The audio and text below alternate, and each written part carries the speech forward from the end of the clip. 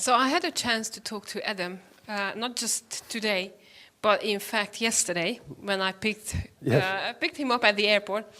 And then I just realized that you are the guy who is whatever it takes, you do it. Yes, absolutely. And also we were watching the video, the entrepreneur video, in the morning, and then he went like, oh my God, this is what I do. And you know, whatever is said in the entrepreneur video, it was like, yeah, exactly. Entrepreneurship is about that. But also you are a guy or the man of I can. Yes, absolutely. So let's elaborate on that one. Okay. So how do you look at problems? Are they problems or challenges? And yeah. Yeah, so it started back from really that hospital days for me when all I heard was, you can't, you're not going to. And I think when you're a 14-year-old lad, I had the life of Riley. I played for quite a big local football team and all those things. You know, it just didn't happen. Being, I suppose, a natural sportsman or from a young age, it just doesn't exist in sport. It's just not what you're taught. And that's where it first came along. And I honestly, truly believe that if more people that were true entrepreneurs around the world, it would be a fantastic place to live. I honestly believe that, because just the desire in people, it's a hunger inside of you. I thrive off of someone telling me I can't do something because I want to prove them wrong. And it actually, and William sitting at the back is, you know, we're having this discussion because for me, it's a danger as well as a really good trait. This business is fantastic. I really truly believe in this because we can change things. And there is a big problem with communication in this world, believe it or not, in this day and age. And we've solved that problem. We have. We just haven't properly released everything yet, but we've solved that problem. However, if something comes up again, something new comes up, a new challenge comes up, it's very easy to be distracted back to that and think, well, okay, well, I need to go and solve that one. You know, that's just a challenge. And it's partly a challenge. It's partly of a mindset of a background where someone's always said you can't. And you have. Mm-hmm. And it's also a realization that the reality of this world is actually very small. I think people get so zoned in on their own local region, their own local lives, that thinking that they can't, you know, I can't talk to someone in Dubai. You're someone sitting here from Dubai. Yeah? I can't talk to someone in Australia. I bet you can. You know, I want to get inspiration from a different culture that's going to bring something new to my business. Get on the phone. You know, it's so easy. The world is such a small place. And with 7 billion people in the world, I do not believe that someone doesn't know the answer. Absolutely. Now, you probably heard that you have to think in the future. Now, Adam is someone who is thinking in the future, planning in the future, and he shared with me that he is doing it like 5 years in advance. So how do you do that? I mean, what are the things that we should look into? Because there is one thing that you need to realize is it's whatever you hear today, you have to think of how can I implement it tomorrow? And you have to think in a longer term that, okay, what it's going to bring me in a month's time, 2 months' time, in 12 months' time, and so on and so on. So when that time comes, you are not late, but you are there and you are amongst the first one who are implementing that new system, yes, that you have, for example? Yeah, I think it's a case of innovations as it all. But I think for me, it's human behavior I find extremely interesting. I find the reason why someone has the right to tell me no. You know, the behavior is fascinating to me. I think we've now live in a world where our behaviors are being determined by other things. Who would have thought a phone, 10 years ago, a phone would be half your life? Who would have thought that? That's fantastic. In my eyes, it's fantastic, but that's changed the way people behave. What I also believe is so no matter what industry you're in, what your customer base is, what they look like, what age group they're even in anymore, their behavior is dictated by technologies. They're dictated by the way the world is working. I spend a lot of my time, and because I'm interested in human behavior, I want to know how my customers or your customers are going to be behaving in 5 years' time, because I find it fascinating. If in that short period of time of the iPhone life, we've changed that much, Imagine what's going to happen in another 5 years. Now technology is even more advanced. Now AI is coming in. Those sorts of things. What does an individual's day-to-day life look like? Once you crack that and you pay attention to that, that's when you can start planning for the future. So it's understanding the human behavior of the future and then adapting your business to be relevant to that behavior in 5 years' time. Absolutely. I mean, that's something that I realized personally, that social media, I mean, some of you are very young, and then for you, like when I say Facebook stories and Insta stories, you're already using, and there are other generation here who are not using it yet. But I think that it's one of the brilliant ideas that, and there are so many things you can do in a story, in an easy story, Yeah. and bring attention to whatever your products or services are. So, yeah, absolutely. Now your business is online based. Yes. Give us a picture that how we should imagine from if I want to do a partnership with you. Okay. So What is it good for us and how we can use it? yeah, so what we specialise in and what the whole concept is built around is helping you drive your business, innovate your business. That's the whole mindset behind it.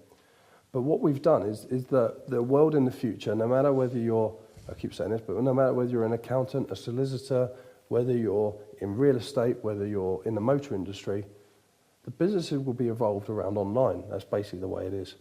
Communication is a big problem. We've solved that, and I said to you with the website, we're one of the first websites that can be watched, be read in 100 different languages by one click. Our online platform, we build online learning platforms for people. So for example, how do you want to release content to the people that have been on a webinar? How do you even do a webinar? That's where we come in. We answer all those questions. So we either help you, coach you, advise, or you use our platform for that. So we've done things from, we have customers that use our platform just purely to run webinars. We help with the schedule. We help bring bigger audience in. We help them format each webinar so it's informative and it cycles through. And then we can move it on to the stages if they want to. Sometimes that's enough. We have big clients that do the webinars. We control the database for them. We build online platforms to release content for them. But everything we do is built to be connected outside and to expand. If you're passionate, if your goal is to create a business that is going to push industries, that is going to fit alongside our thinking, that's what we're built for, is to support, to help people to achieve it. Simple as that. We will help you achieve. And it could be a case that you join one of our mastermind groups. We've just started them online, funnily enough. And they're just for people to help get that going, because there's one thing listening to it, but it's another case of, well, okay, now I'm back in my office. What do I do? How do I do it? That's what it is. So it could be, and I have a very simple view that if you're a customer for a few days and learn something that's fantastic, or if you're a customer for 3 or 5 years, it doesn't matter to me. It's a case of that passion for innovating, growing and succeeding. And I promise that people, we haven't had one yet that's been disappointed. We have people that learn. It's a learning curve. But we've built everything for you, basically. Now, you are just coming from the NATO. Yes, NATO, yeah. Because Adam has a contract with the NATO. And you also told me that you just won a contract with Coca-Cola. Yeah, so that's the idea. So let's just, you mentioned that Coca-Cola is more about connecting. Yes. What does it mean? So their biggest problem is I've had a history in the learning development world. Biggest problem is it's so expensive to fly people for a training once a year. It costs a fortune, and it costs someone like Coca-Cola millions, believe it or not, to train staff. When I was in my previous life, what we did with other clients was, right, okay, let's do a blended learning where they have partly online, where they can still be within China, Australia, wherever they are based in the world, these companies. And they were like, well, okay, this is going to save us a fortune as expenses alone. But connectivity was a problem. There's certain areas in the world that don't have great connections to servers. When you use an online platform, generally you're using their server, which is based in the US or UK. So if someone's trying to ping to that server from parts of the Middle East, they're going to have a weak connection. So when there was all these in my little journal that I've got actually at the back of the room that I wrote, and 4 years ago, I wrote this as a problem. Connection is a problem. if I can solve this, I can create and save these companies so much money by doing online training, where instead of doing 2 weeks of flying everyone in, they do 1 day, but everything, all the theory is learnt online. Anyway, so I was on about solving this problem. We signed a deal with a data center company, and we're only one of 5 that have unrestricted access to 237 countries around the world. So when you go on to use our platform, even though we use branded platforms, if someone's coming in from Middle East, they ping to their strongest server within the MENA region, instead of having to go all the way to the US. We ran our first test with a company called, that wanted the training, and they had people dotted all over the world. He said, we've never used a platform that works. Someone drops out, we're talking to someone, they disappear, or their voice goes funny. They used us for the first hour, and they've used us ever since, because it solves the connection problem. And like I said to you, the biggest thing we solved for Coca-Cola wasn't technically the content. We didn't design any content. It's the connect in the world. And they're the thing. And actually, if someone said to me, and it's a case of, there's got to be a way. You're telling me there's not data centers around the world. Someone's got to control them somewhere. We've just got to find the people to do it. 4 years in the plan, and we've done it. And that's how we work with someone like that.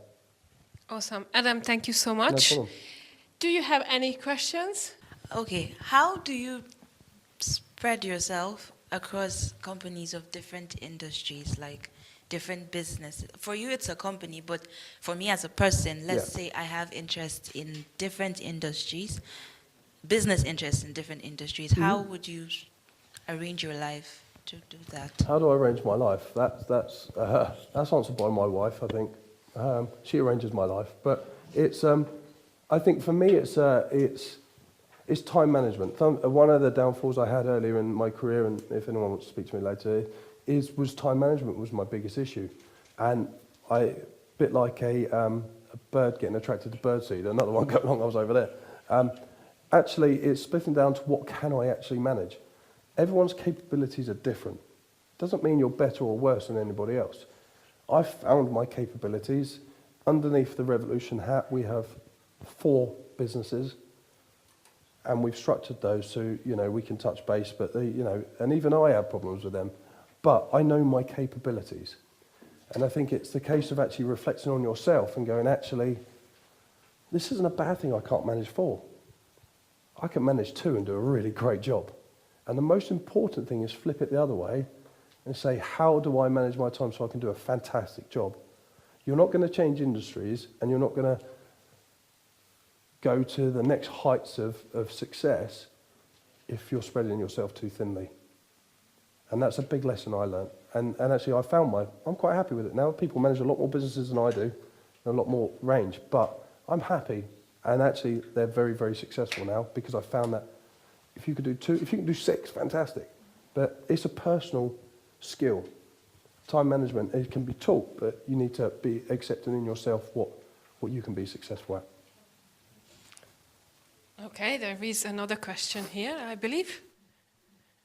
How you can be a businessman, an inventor, because you inventing industries, you're changing stuff, and how you manage your personal life, because this is really important.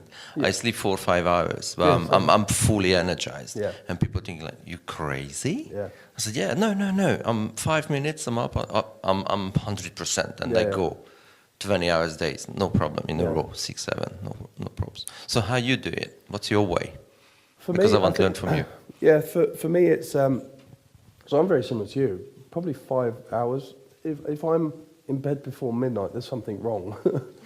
And it's mainly because my mind just constantly works. There's always, even, I'm in the silliness, I'm in the hotel here, I'm like, this is just ludicrous. Some of the stuff I'm seeing, this could be changed. So my mindset is like, in my notepad, it may never even happen, but my mind works constantly like that. I think there's 2 things really, is having, in the past, I was engaged in all those sorts of things, and I think it's a shared belief within the family and the support group you have. I think someone really needs to get you. I'm not probably the most easiest person to understand because of the way my mind works, the way that probably more driven than probably the norm, I think, but I'm a very risk and reward guy. I came with nothing. I almost lost everything in my life. So houses, cars, money is not my drive. Okay, I wouldn't ever dreamed of being where I am now, but it's a case of it doesn't mean anything to me. My wife is stability. We need a house, we need a car. But she gets me. We've put a plan together. She grounds me. And is someone that really truly understands. I had a failed relationship before just because they weren't understanding what I was trying to do. I do feel that I survived. I'm not a religious person, but I survived for a reason. And I'm not going to waste that opportunity. We've set a timeline, hence why you got the 7-year timeline. I am grateful, so gratitude is massive. I'm hugely grateful to my wife and my daughter, and I take them everywhere apart from this trip because we've been away 3 weeks, but they come everywhere with me. And it's a fact of they've put up with my rubbish. They've put up with not having money. They've put up with having money. They've put up with me coming in and saying, right, okay, well, that's not worked. I've scrapped that. We're starting something else tomorrow. And I think it's just the support there. I became a lot more powerful when I found somebody that did that. And that could be anybody. It doesn't need to be a wife. It doesn't need to be, it could be a father. It could be a sister. It could be a brother. It could be a friend. But someone that truly gets it, gets you, gets the way you think, that's massive for me. But it's then realistic time span. I can't do this forever. I'm croaky, I'm tired, and I can't wait to have a week's break at some point. But during that week, I have a couple of days, and then I'll be back at it. But we have to put a realistic time span to that. We have the 7-year plan. It is going to happen. I can guarantee you the idea is to spend time with the family, spend time with my kids, and be around. But I will get bored, and my wife knows that. But it's a case of the support network, I think. Passion. I'm hugely passionate. This is innovating and pushing boundaries is what I've done and what I will continue to do. And that's what I'm passionate about. I truly am passionate about it. And I think that enables you to have 4 hours sleep. So I've got to be up at it. I've got to be up. What was your first business? My first business was basically we used to do interior blinds and curtains. And after a period of time, within 6 months of doing it, we worked with a lot of letting agents in real estate. And a lot of the time was arguments over invoicing. Landlords didn't want to pay, they thought it was too expensive, blah, blah, blah, blah. Anyway, I had a conversation with one of the estate agents. I said, well, look, what's the issue here? He said, because nothing's structured. So we have a list of suppliers. They come in, they do the work because it's so urgent, because they want another tenant in, and the bill's 3 times more expensive than they thought it would be. And I said, well, okay, here's an idea. How about if I can come up with a structured trading pricing structure? I get the trades, I create a supplier chain, I have clear pricing structures, so if you wanted to change a light bulb, you know how much it was going to cost. Would that solve the issue? He said, well, that'd be fantastic. So funny story, and I was telling William this last night, I quit my job on Friday, and over the weekend, did presentations, literally printed them out on PowerPoint, and walked for 2 days around every single real estate in the area that I lived in, estate agents. And a week later, Ross Wilson, the same lady, called me back and said, we want to have a meeting and talk about it, and we want to give it a go. Because we've put it to a few landlords, they're quite happy with it, it's competitive, it's about response rate. Anyway, it went on from there. The first one came in on the mobile, rushed around, got, I think it was a plumbing job, believe it or not. Invoice was paid within 10 days because there was no argument. We'd taken out the excuses. We'd taken out the reasons for people not to, we created a gap.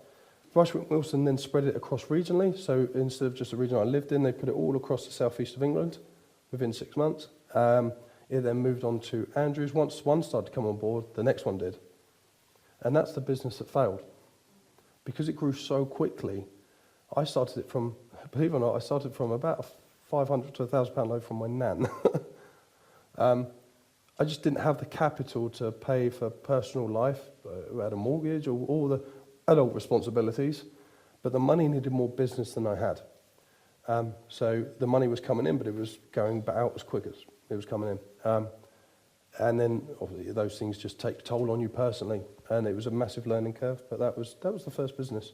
So the business was a success, and it was actually purchased by a local building firm, who added it to a service that they provide, which sort of took me out being able to pay back the debt I couldn't pay when it was going on. But yeah, massive learning curve. But yeah, that was the first business. Adam, thank you No so worries. much for coming to Hungary and sharing your knowledge.